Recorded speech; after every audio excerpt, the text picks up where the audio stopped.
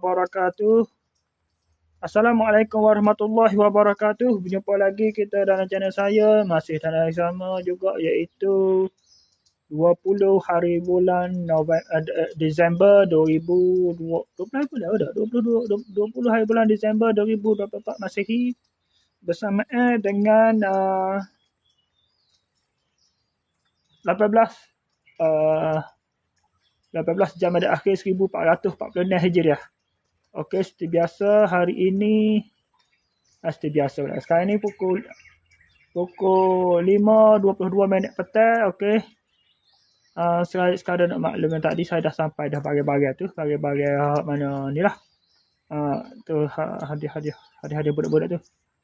Oh, tu ada sedikit perubahan sikit. Tadi pada Husna Asyafiah Husna tu saya dah settle dah, selesai dah. Lepas tu yang kedua tu saya tengok dia tak ada rumah. Tapi saya pun tak tahu juga, secara mengejut juga. Sepatutnya lah, dia buat apa saya tak tahu. Tiba-tiba saya mengejut, baru saya tahu last minute, baru saya tahu dia sambut dah tu birthday tu. Sepatutnya 27 hari bulan ni dia punya birthday tu, tapi dia buat awal ke hari ni. Bersetengah ada sedikit semaya hajat untuk ni lah. Alah, hajat gabutan tu wallahualam lah, saya tak tahu lah tu. Sebab saya tidak dimaklumkan awal-awal. Lepas pada Jumaat tadi, saya terus pergi ke rumah tu, tak ada on the way saya nak pergi ke apa ke ni, ke Jirobong tu, nak ajak nak beli, nak makan nasi sana, makan nasi ayam geprek di kedai Anwar tu. Tapi bila dah itu kan, bila dah apa, tiba-tiba orang panggil, ada orang situ rumah tu, dia panggil dia buat makan. Dia ada buat makan-makan sikit lah. Saya pun pergi makan, kenyal. Bila kenyal tak jadi, saya pun kena balik kat ni, ambil bagai-bagai hadiah tu kan. Saya pun buat review lah, nak pergi hantar tu lepas Jumaat tadi lah.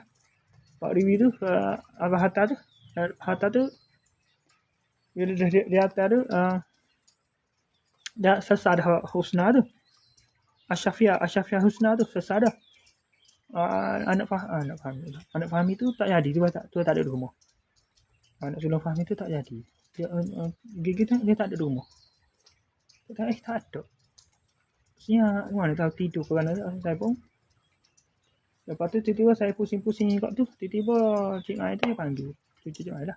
Anak Nuriha tu dia sambut dah hari ni. Sepatutnya 27 Khalis lah, sepatutnya 27 Disember ni dia sambut, tapi dia buat awal ni sekali setengah semaya hajat je lah.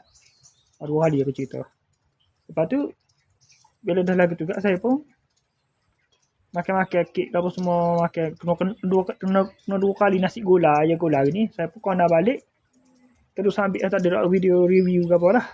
Hadiah tu saya terus pergi sampai sekali kepada dia, sambil kos dia sebagai ni, sebagai apa, Zenitsu tu lah, Demon Slayer Zenitsu tu. Lepas tu terus balik sini, sedang balik nak asar. Lepas tu mandi semaya asar rumah ni, rumah kat saya. Terus semaya asar tu lah. Lepas tu sudah semaya asar, terus buat video ni lah. Video ni sekadar makluman lah, makluman hak saya buat selepas Jumaat tadi. Hak saya sambung hak tadi, hak saya video review tadi pasal hadiah birthday hari ni. Okey, sekadar itu saja. Selesai saja untuk sesi buat masa ni. Assalamualaikum. Jumpa lagi. Bye.